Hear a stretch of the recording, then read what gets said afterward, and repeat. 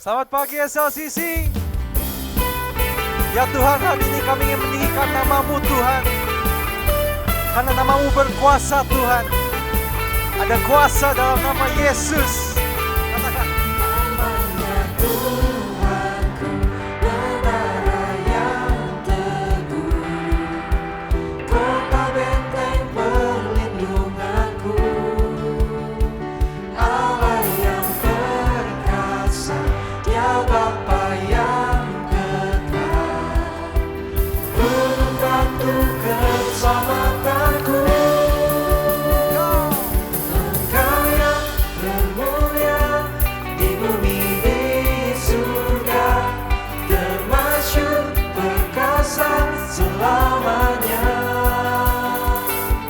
Engkau yang berkuasa di dalam segala hal, ada kuasa dalam nama Yesusku.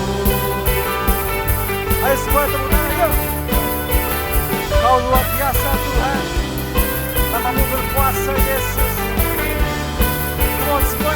Namanya Tuhan, menara yang teguh, Amin. kota benteng perlindunganku, Allah yang perkasa. Allah yang perkasa, Dia Bapa yang kekal, Gunung batu. gunung batu keselamatanku. Katakan. Engkau yang termulia di bumi di surga, termasyhur perkasa selamanya. Engkau yang berkuasa di dalam segala hal, ada kuasa dalam nama Yesusku. katakan sekali lagi Allah. Engkau yang termulia di bumi di surga, termasyhur berkuasa selamanya. Engkau yang berkuasa di dalam segala hal, ada kuasa dalam nama Yesusku. Yes, Tuhan ada kuasa di dalam nama Yesus. You are God above all gods, Lord. We praise you, Jesus. You cover us Yes, Jesus, we praise you. on your wings of grace and endless love. You carry us, Lord. You carry us, you cover us on your wings of grace and endless love. You carry us, you cover us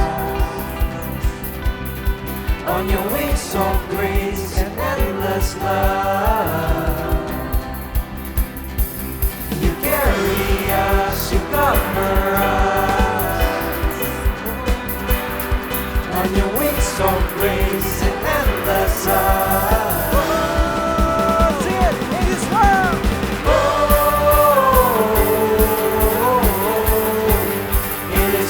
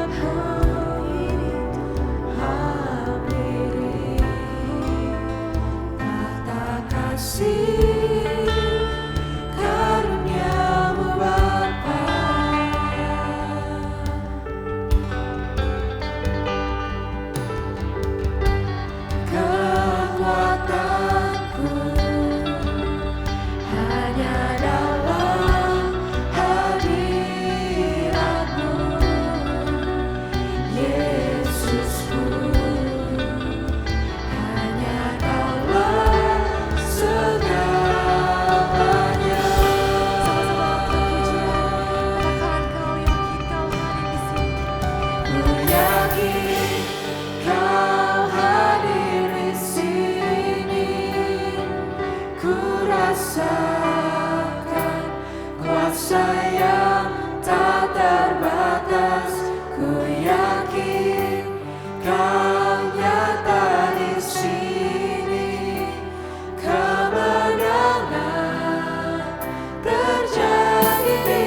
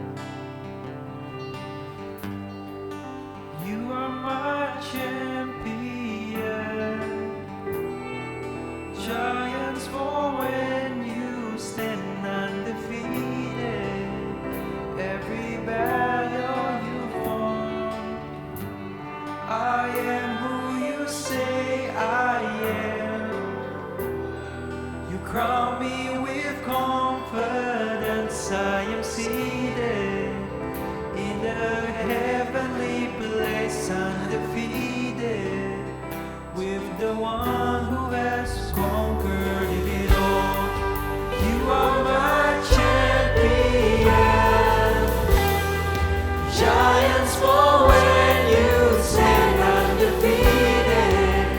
Every battle you won. I am who you say I am. You crown me with confidence. I am seated in the heavenly place, undefeated, with the one who has conquered it all.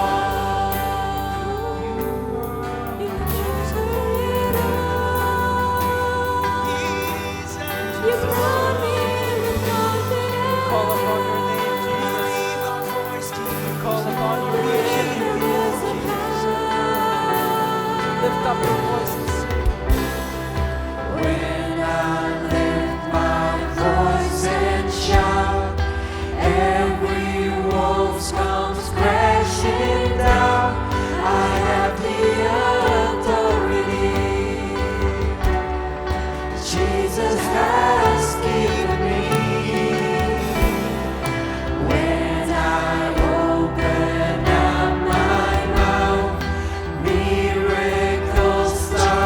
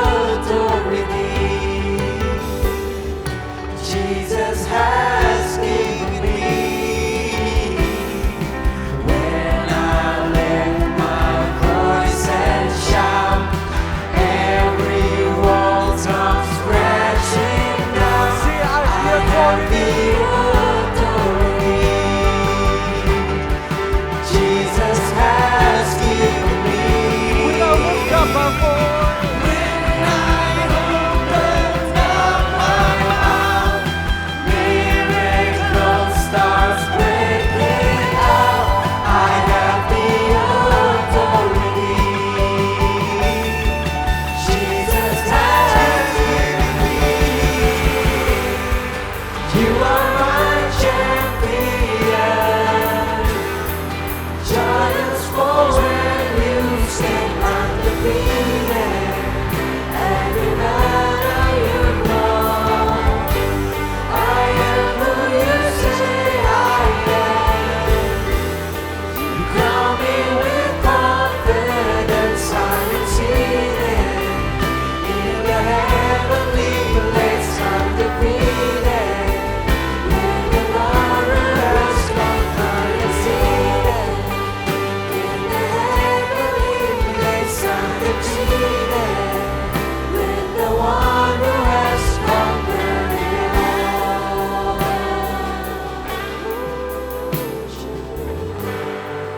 You are my champion. Giants fall when you stand undefeated. Every battle you've won. I am who you say I am. You crown me with confidence. I am seated in a heavenly place, undefeated with the one who has conquered it all.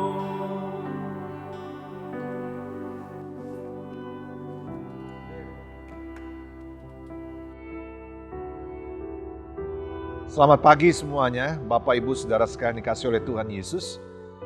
Mari kita menyiapkan hati kita terlebih dahulu dalam doa sebelum kita mendengarkan firman Tuhan pada pagi hari ini. Mari kita berdoa terlebih dahulu. Bapa di dalam surga, kami mengucap syukur kalau pada hari ini kami memasuki bulan Juni dan kami sudah ada di pertengahan tahun 2021, sebuah tahun yang tidak mudah, masih di tengah masa-masa pandemi COVID-19 secara global. Tetapi Tuhan yang setia selalu memimpin kami. Tuhan yang setia tidak pernah ingkar janji. Tuhan yang setia memelihara hidup kami. Terima kasih atas segala pemeliharaan-Mu dan pelihara hidup kami di waktu-waktu ke depannya. Saat ini Tuhan Yesus, pimpinlah kami untuk belajar firman supaya kami menjadi semakin serupa dengan Tuhan Yesus dan makin mengikut Tuhan Yesus menjadi murid-Mu. Terima kasih Bapa di dalam surga. Di dalam nama Tuhan Yesus Kristus kami berdoa. Haleluya, amin. Bapak Ibu Saudara sekalian dikasih oleh Tuhan, tanpa terasa kita ada di pertengahan tahun 2021, kita memasuki bulan Juni.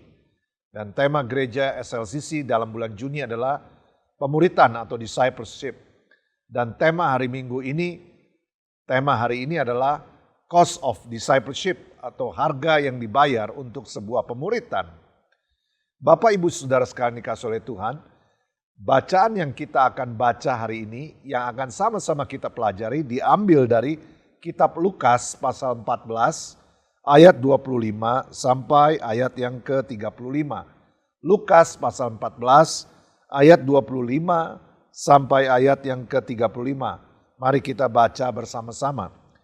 Pada suatu kali banyak orang berduyun-duyun mengikuti Yesus dalam perjalanannya. Sambil berpaling ia berkata kepada mereka, "Jikalau seorang datang kepadaku dan dia tidak membenci bapaknya, ibunya, istrinya, anak-anaknya, saudaranya laki-laki atau perempuan, bahkan nyawanya sendiri, ia tidak dapat menjadi muridku. Barang siapa tidak memikul salibnya dan mengikut aku, ia tidak dapat menjadi muridku. Sebab siapakah di antara kamu yang kalau mau mendirikan sebuah menara, tidak duduk dahulu membuat anggaran biayanya, kalau cukup uangnya untuk menyelesaikan pekerjaan itu. Supaya kalau ia sudah meletakkan dasarnya dan tidak dapat menyelesaikannya, jangan-jangan semua orang melihatnya mengejek dia. Sambil berkata orang itu mulai mendirikan, tetapi ia tidak sanggup menyelesaikan. Atau raja manakah yang kalau mau pergi berperang melawan raja lain tidak duduk dahulu untuk mempertimbangkan, apakah dengan 10.000 orang ia sanggup menghadapi lawan yang mendatanginya dengan 20.000 orang? Jikalau tidak, ia akan mengirim utusan selama musuh itu masih jauh dan menanyakan syarat-syarat perdamaian. Demikian pula tiap-tiap orang di antara kamu yang tidak melepaskan dirinya dari segala miliknya tidak dapat menjadi muridku. Garam memang baik, tetapi jika garam itu menjadi tawar, dengan apakah ia diasinkan? Tidak ada lagi gunanya baik untuk ladang maupun untuk pupuk, dan orang membuangnya saja. Siapa mempunyai telinga untuk mendengarnya, hendaklah ia mendengar. Saudara-saudara yang dikasihi Tuhan, demikianlah firman Tuhan yang kita sudah baca pada pagi hari ini. Pada waktu kita menerima keselamatan dari Tuhan Yesus Kristus itu gratis. Keselamatan adalah hal yang gratis. Tetapi menjadi murid Yesus seterusnya ada membayar harganya. Dan Tuhan mau kita belajar dan menghitung biayanya. Jadi sekali lagi mengikut Tuhan itu kita memperoleh keselamatan itu gratis keselamatan itu.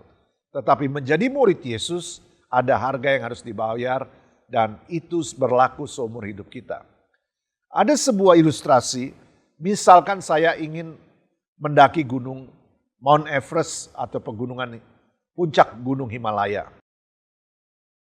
Tentu saja biaya yang dibutuhkan sangat besar, yaitu biaya untuk perjalanan pergi dan pulang ke Nepal, kemudian juga biaya perlengkapannya, biaya untuk peralatan untuk mendaki, biaya untuk mengurus Sherpa, biaya penginapan selama di Nepal, dan biaya untuk penginapan di kaki gunung sebelum mendaki.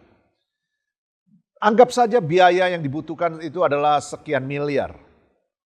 Dan saya tidak bisa berangkat kalau tidak ada biaya itu. Sampai suatu hari ada seorang donatur yang bersedia membayar semuanya. Dia bersedia membayar tiket untuk saya, membayar akomodasi selama di Nepal. Dia juga membayar saya, membelikan saya atau mensupport saya pakaian khusus anti dingin. Dia juga mensupport perlengkapan tali, perlengkapan sepatu khusus, dan semua perlengkapan-perlengkapan. Dan juga dia membayari saya biaya untuk Sherpa, untuk memandu jalan. Sehingga biaya dari ujung ke ujung atau seluruh biayanya ditanggung oleh dia. Dengan demikian saya menerima itu sebagai hal yang gratis. Tetapi pada waktu saya berkata ya untuk sesuatu yang gratis itu, maka baru saja dimulai sebuah komitmen yang berbahaya dalam hidup saya. Yaitu mulai komitmen untuk menanjak gunung atau puncak bukit salah satu yang berbahaya di dunia. Di mana sudah banyak memakan korban orang-orang yang mencoba mendakinya. Saya menerimanya gratis, tapi waktu saya komitmen, maka lanjutannya adalah suatu komitmen yang membutuhkan usaha dari saya, membutuhkan effort dari saya, membutuhkan komitmen dari saya, dan itu adalah sesuatu perjalanan yang tidak mudah, perjalanan yang menguras energi, dan perjalanan yang menguras seluruh usaha saya untuk maju. Ya. Perjalanan yang tidak mudah dan berbahaya. Sama, pada waktu kita menerima Yesus Kristus sebagai Tuhan dan Juru Selamat, kita menerima keselamatan dan itu anugerah, itu gratis, tanpa kita punya andil. Ya. Kita menerima keselamatan secara gratis, itu karena anugerah kasih karunia Tuhan. Tetapi waktu kita menerima itu dan kita komitmen menjadi murid, maka itu adalah sebuah komitmen yang tidak mudah. Dan Tuhan mau kita menghitung harganya. Nah, mari kita lihat sama-sama mulai dari ayat ke-25. Pada suatu kali banyak orang berduyun-duyun mengikut Yesus dalam perjalanannya. Dari sini kita belajar ada jenis orang yang termasuk kerumunan, di mana mereka orang banyak, mereka berduyun-duyun mengikut Yesus. Tetapi ada kelompok kedua, yaitu kelompok kecil. Kelompok orang-orang yang lebih komit, yaitu yang dinamakan murid-murid. Pada waktu di sini, Yesus sudah sangat terkenal. Pada waktu titik ini, Yesus sudah sangat populer. Pengikutnya begitu banyak. Kalau dia punya Instagram, Facebook, atau sosial media, followernya ratusan ribu. Dia sudah terkenal seantero negeri. Orang rela berduyun-duyun, berbondong-bondong mengikut dia. Nah, pada waktu itulah Yesus menyampaikan syarat untuk mengikuti dia. Menyampaikan harga yang harus dibayar untuk mengikuti dia. Yesus tidak menyampaikan ini kepada para hatersnya. Yesus tidak menyampaikan ini kepada orang-orang yang membenci dia. Yesus justru menyampaikan ini kepada para pengikutnya, pada followersnya, pada orang-orang yang mau ikut dia, pada orang-orang yang menjadi followersnya. Ada sikap positif mereka terhadap Yesus. Mereka tertarik pada apa yang Yesus lakukan. Yesus melakukan banyak mujizat. Yesus melakukan banyak kesembuhan. Yesus membangkitkan orang mati. Dan Yesus melakukan peristiwa-peristiwa yang belum pernah terjadi sebelumnya.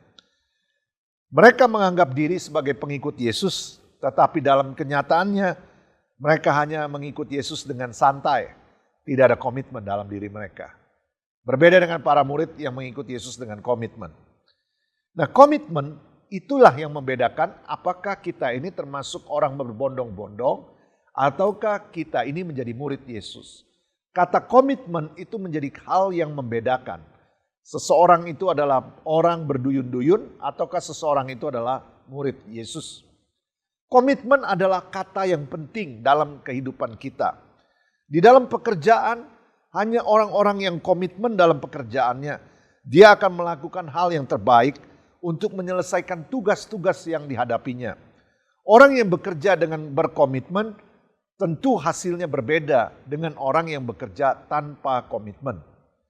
Di dalam pernikahan, pasangan suami istri yang berkomitmen menjaga perkawinannya, maka perkawinannya tetap akan langgeng. Mereka akan berusaha keras untuk saling membahagiakan pasangannya. Pasangannya masing-masing akan menjaga sedemikian rupa komitmen mereka sehingga peluangnya sangat kecil untuk mereka menyimpang. Komitmen itu membedakan antara pasangan yang menikah dengan pasangan menikah yang lainnya. Pasangan yang menikah dengan komitmen dan pasangan menikah tanpa komitmen. Kata komitmen menjadi kata yang kunci sekali. Di dalam pelayanan kepada Tuhan, ada pelayan Tuhan yang berkomitmen akan melayani dengan sepenuh hati, dan ada pelayanan yang dilakukan tanpa komitmen. Dia tidak lakukan dengan sepenuh hati. Pelayanan yang hanya dilakukan dengan sekedar main-main atau asal ada waktu.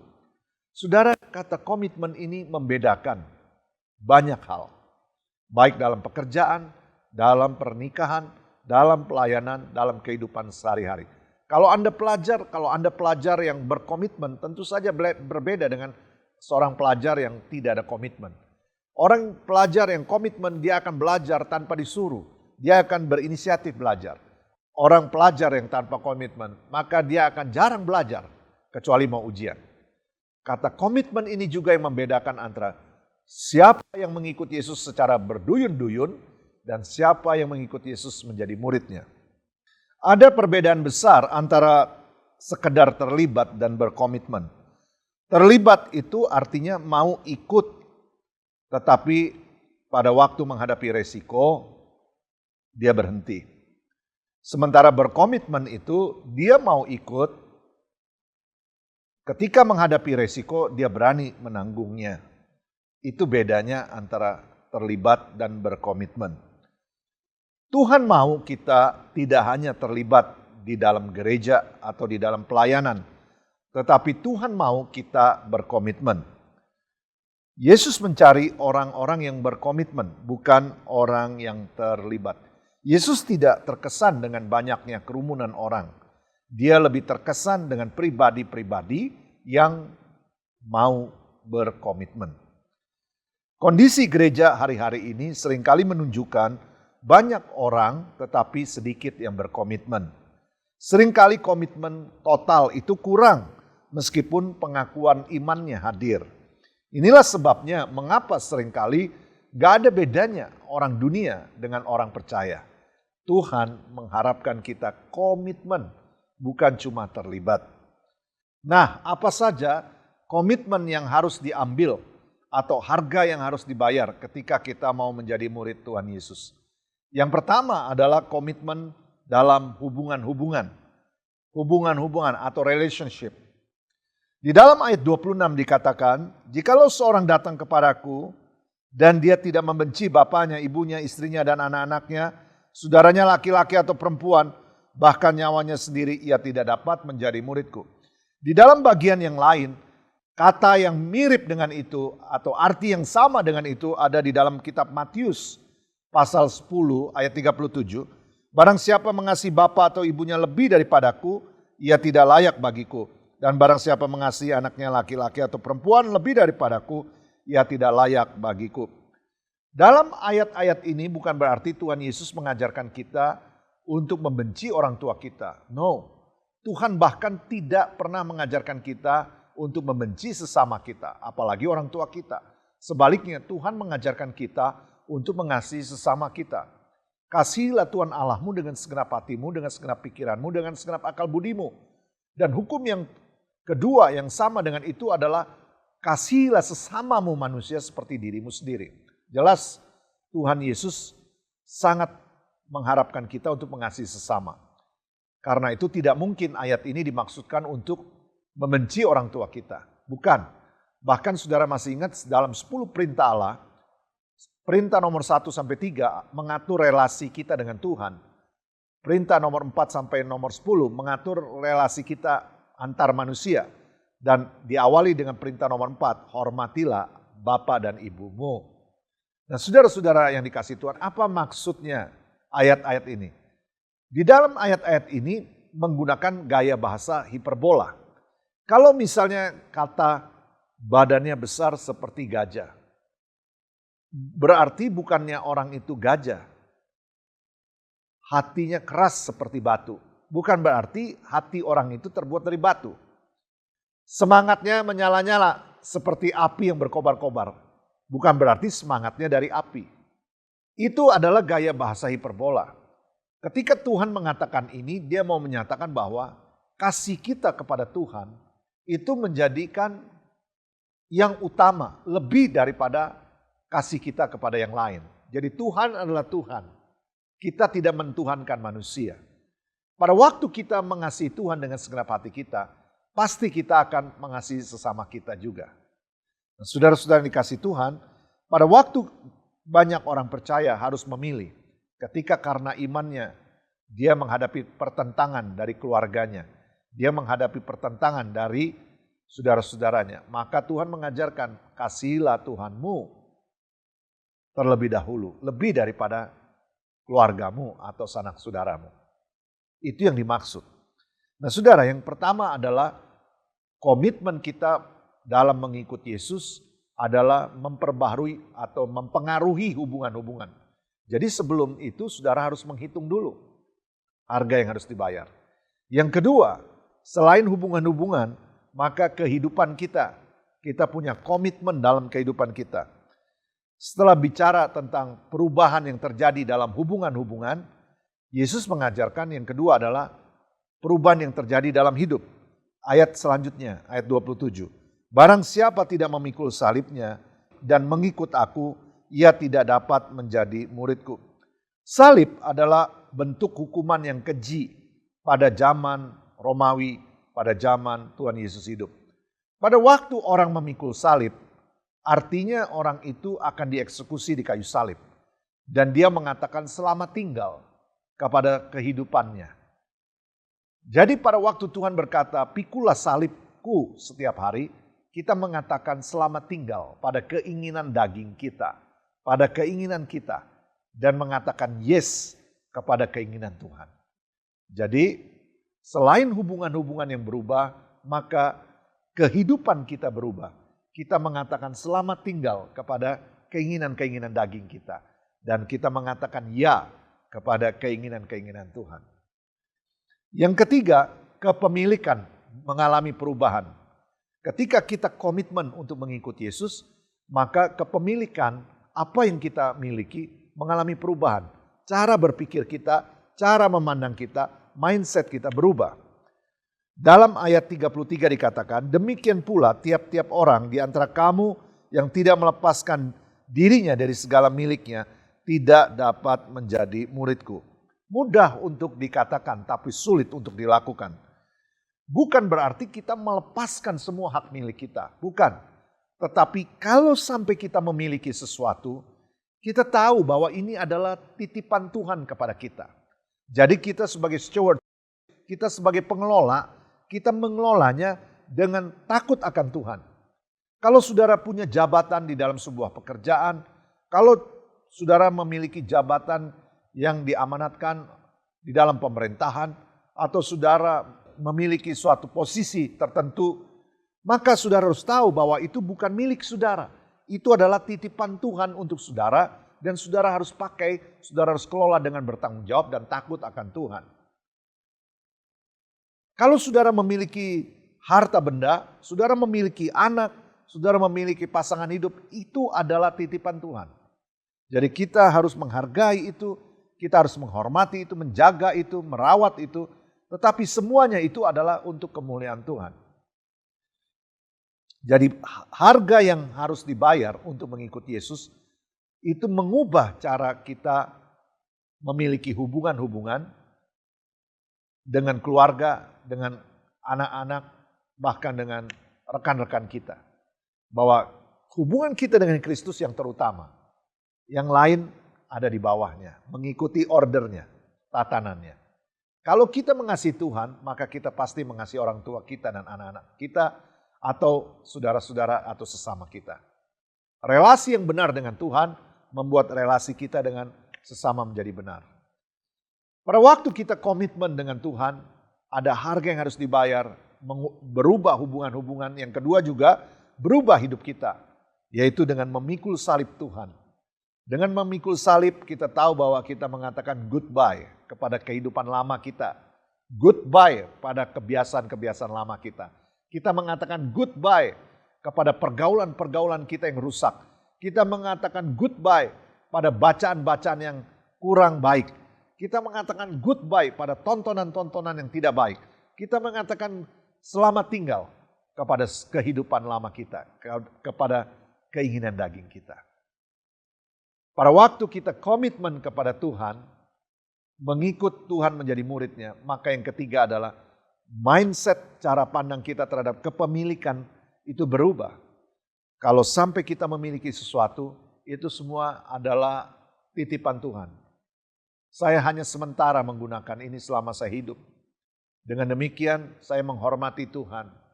Saya menghormati Tuhan dengan harta pertama yang saya terima setiap bulan atau gaji pertama. Saya menghormati Tuhan dengan waktu yang Tuhan berikan. Dalam 24 jam sehari ada beberapa waktu yang dipakai untuk memuliakan Tuhan.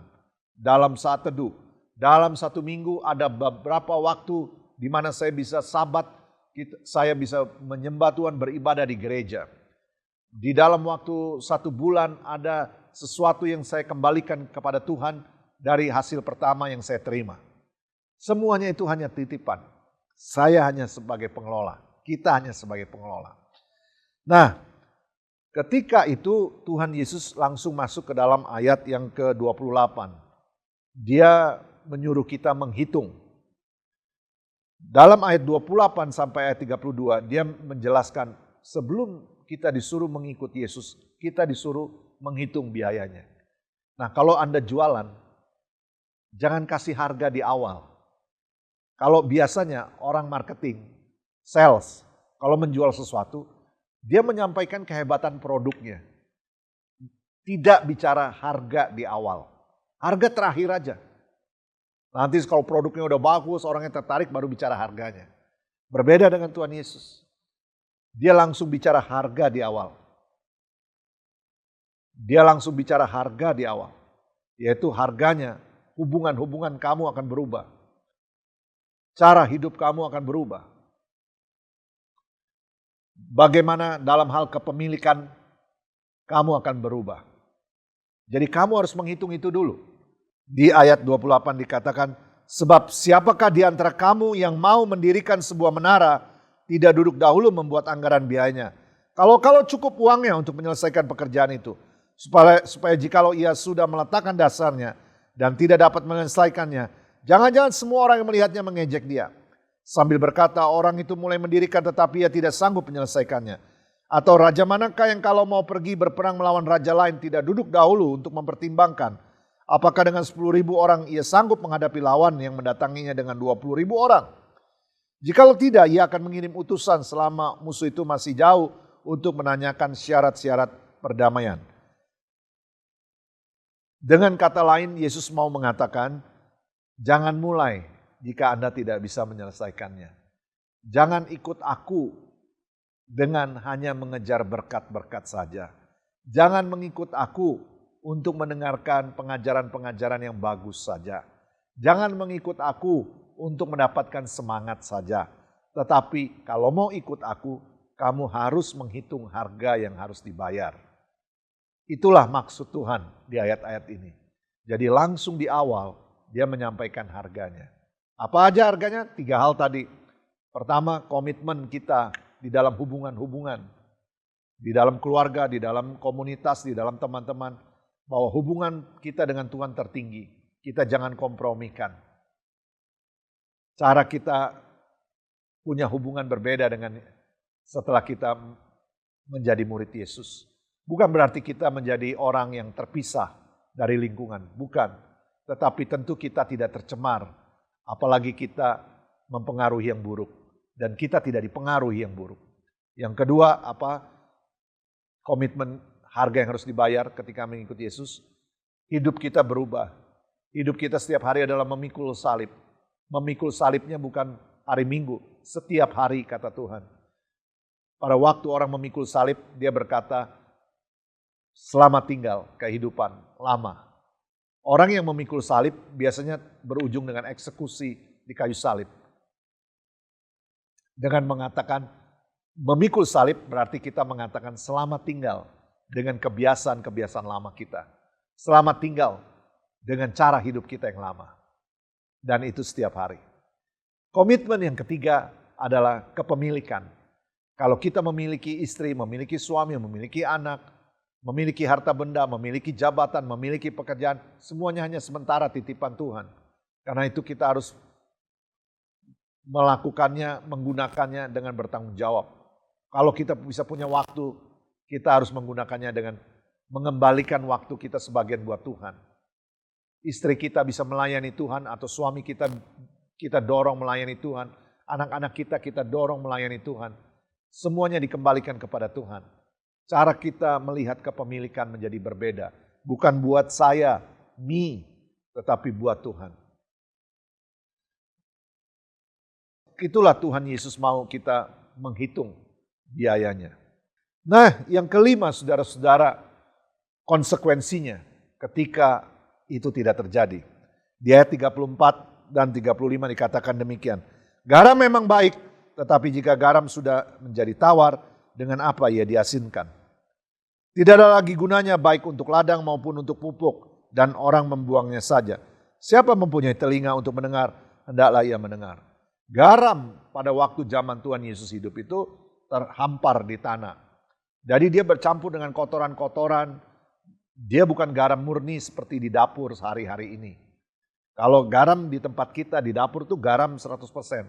Kalau garam zaman Tuhan Yesus itu garam di hamparan, di tanah. Jadi ada campur-campur dengan partikel-partikel lain atau unsur-unsur lain. Nah Tuhan berkata kalau campuran-campuran itu membuat kamu menjadi tawar, dengan apakah ia diasinkan? Tidak ada gunanya lagi, bahkan buat pupuk. Nah yang menarik, tidak ada gunanya baik untuk ladang maupun untuk pupuk. Padahal garam pada waktu zaman Tuhan Yesus itu sangat berharga. Dia untuk mengawetkan, dia untuk mengobati, dan dia juga buat ladang, bahkan dia buat pupuk. Nah pada waktu itu pupuk itu dari mana? Pupuk itu pada waktu itu adalah pupuk kandang atau pupuk dari kotoran hewan. Jadi saudara bisa bayangkan kotoran hewan aja yang bau itu masih berharga untuk pupuk. Tapi kalau garam yang menjadi tawar, bahkan dia tidak layak untuk menjadi pupuk. Alias kalau garam yang menjadi tawar, dia lebih buruk daripada kotoran hewan. Kira-kira begitu. Memang pengajaran ini keras sekali. Kalau sampai garam itu menjadi tawar, dia untuk pupuk aja tidak bisa. Sementara kotoran hewan bisa. Dengan kata lain, garam yang menjadi tawar tidak ada gunanya. Bahkan lebih tidak berguna daripada kotoran hewan. Nah saudara-saudara yang dikasih Tuhan, dengan demikian Yesus mau mengatakan bahwa orang-orang yang mau ikut Tuhan Yesus, tetapi tanpa komitmen menjadi muridnya, itu seperti garam yang kehilangan rasa asinnya, yang kehilangan fungsinya, dan dia menjadi tawar. Dan akibatnya dia lebih kurang berguna dibandingkan bahkan dengan kotoran hewan yang bisa menjadi pupuk. Kerumunan memang akhirnya menipis karena pesan menjadi sulit. Kerumunan menjadi menipis karena pesan menjadi sulit. Saudara-saudara, pada siang hari ini, are you a disciple or just part of the crowd? Apakah Anda adalah murid Kristus yang penuh komitmen atau hanya sebagian kecil dari kerumunan? Kiranya Tuhan berkenan atas hidup kita dan menjadikan kita murid Tuhan Yesus. Mari kita berdoa. Bapa di dalam sorga, terima kasih untuk keselamatan di dalam Tuhan Yesus Kristus. Kami menerimanya secara gratis karena itu adalah anugerah kasih karunia. Tetapi ketika kami mengatakan yes dan menerima keselamatan itu, maka pada saat itu kami harus punya komitmen total mengikut Tuhan Yesus menjadi murid. Kiranya Tuhan memberkati umat-Mu yang mendengarkan firman, supaya kami hidup menjadi lebih baik, menjadi murid Yesus. Sekalipun masa-masa pandemi ini kami tidak bisa berkumpul di gereja secara fisik, tetapi tetap tidak mengurangi kami menjadi murid Yesus. Tidak mengurangi komitmen kami kepada Tuhan dan tidak mengurangi komitmen kami kepada sesama. Berkati semua yang sudah mendengar firman Tuhan. Kiranya Tuhan memberkati kami. Di dalam nama Tuhan Yesus kami berdoa. Amin. Nah, saudara-saudara, demikianlah firman Tuhan yang sudah kita dengar barusan. Dan mari kita persiapkan diri kita untuk melakukan perjamuan kudus. Sebelumnya mari kita angkat pujian dan kita nyanyikan pujian ini bersama-sama.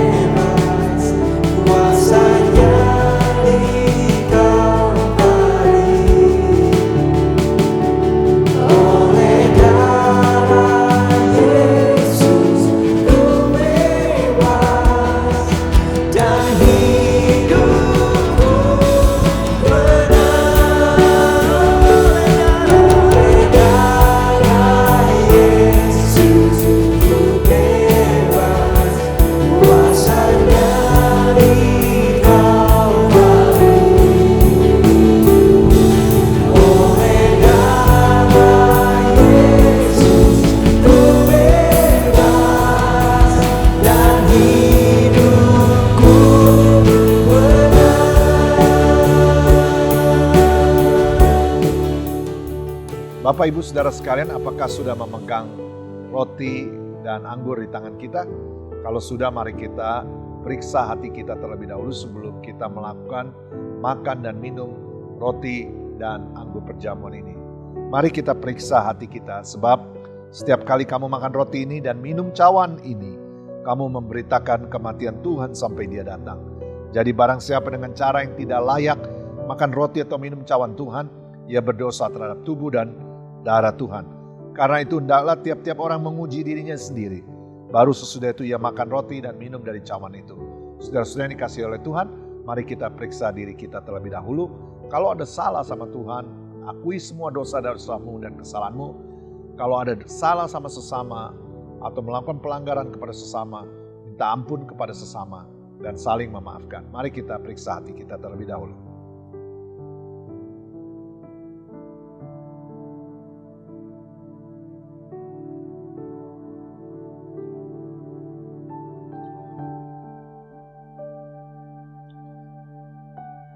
Mari kita angkat roti di tangan kita.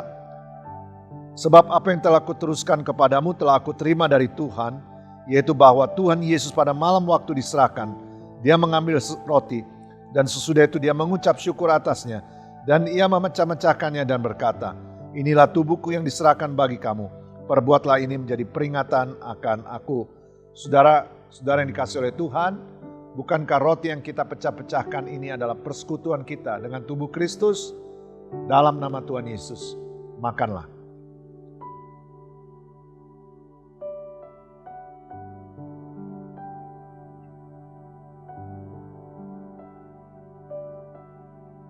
Mari kita mengangkat cawan di tangan kanan kita.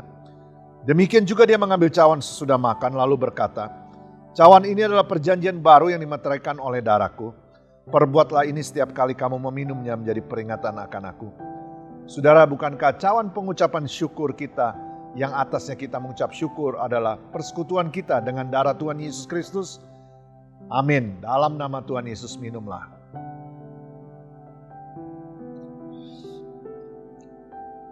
Mari kita tutup dengan doa yang diajarkan oleh Tuhan Yesus. Bersama-sama kita mengucapkannya. Bapa kami yang di sorga, dikuduskanlah namamu. Datanglah kerajaanmu. Jadilah kehendakmu di bumi seperti di sorga. Berikanlah kami pada hari ini makanan kami yang secukupnya.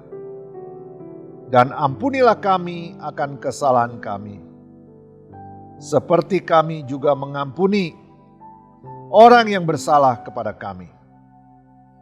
Dan janganlah membawa kami ke dalam pencobaan, tetapi lepaskanlah kami daripada yang jahat. Karena Engkaulah yang punya kerajaan dan kuasa dan kemuliaan sampai selama-lamanya. Amin. Saudara-saudara yang dikasihi Tuhan, sebelum kita mengakhiri ibadah kita, mari kita melihat SLCC News berikut ini. Shalom, selamat pagi Bapak Ibu dan Saudari yang terkasih dalam Tuhan. Kami berdua sangat-sangat diberkati oleh firman Tuhan yang disampaikan oleh Pastor Iwan di ibadah hari ini. Mari kita semuanya menjadi pribadi yang resilience, bertumbuh di dalam Tuhan, menjadi pribadi yang menjadi murid Kristus dan juga memuridkan sesama.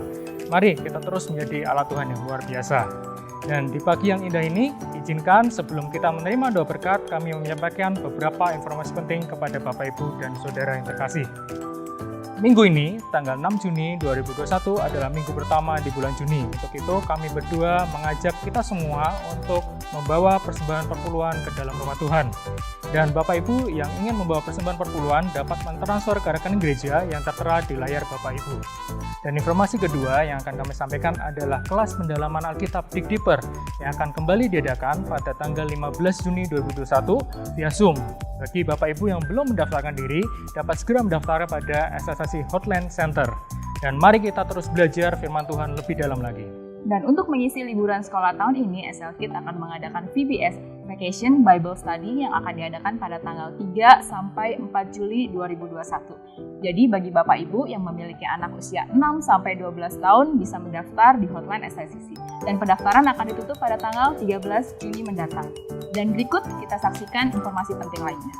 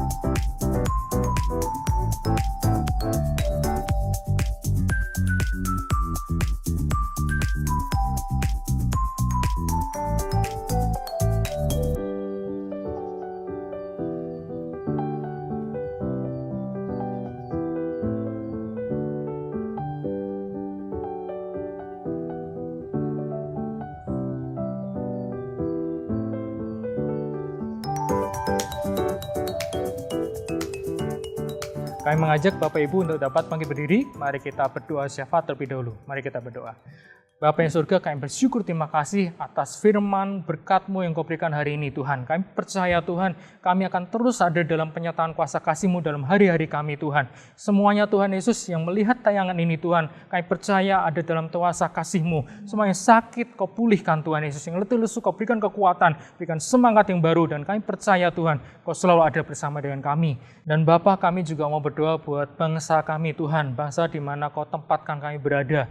Kami mau berdoa buat Bapak Jokowi, Bapak Wakil Presiden, dan setiap jajaran pemerintahan Tuhan. Kiranya Engkau yang turut campur dalam setiap hal yang harus mereka putuskan Tuhan. Sehingga kami percaya Tuhan, bangsa ini ada dalam tangan kuasa-Mu. Dan kami percaya Tuhan, Kau akan selalu pelihara kami Tuhan di dalam bangsa ini. Kau bawa setiap kami anak-anak-Mu Tuhan. Dan juga gereja-gereja yang ada di bangsa ini Tuhan. Bersatu padu menjadi satu tubuh Tuhan. Dengan Kau menjadi kepalanya Tuhan. Dan kami Tuhan saling menjadi garam dan terang dalam setiap kehidupan kami. Kami dapat Kau pakai Tuhan Yesus menyatakan kasih-Mu bagi orang-orang di luar sana Tuhan di dalam bangsa ini Bapa. Terima kasih Tuhan. Bapak, kami juga mau berdoa untuk setiap jemaat Tuhan. Kami berdoa Tuhan sertai mereka menjadi pribadi yang terus intim dengan Tuhan. Bertumbuh secara kerohanian mereka ya Tuhan. Sertai mereka yang sakit Tuhan sembuhkan. Mereka yang memiliki pergumulan Tuhan berikan jalan keluar Tuhan. Kami juga mau berdoa buat lead pastor kami, Pastor Irwan, Pastor Teti Irwan, Associate Pastor, host leaders beserta para pelayan. Tuhan berikan api-Mu, berikan semangat untuk melayani Engkau lebih lagi. Berikan visi, hikmat, kesehatan, di dalam nama Yesus. Dan Bapak, sekali lagi kami bersyukur terima kasih atas apa yang Kau berikan hari ini. Bawa kami, ajar kami Tuhan menjadi murid-Mu Tuhan. Bukan hanya orang kebanyakan, tapi kami ingin menjadi murid-Mu yang semakin dekat, semakin intim kepada Engkau Tuhan. Sehingga kami dapat memuliakan nama-Mu, dapat Kau gunakan untuk pelebaran kerajaan-Mu. Terima kasih Tuhan, di dalam nama Tuhan Yesus kami berdoa.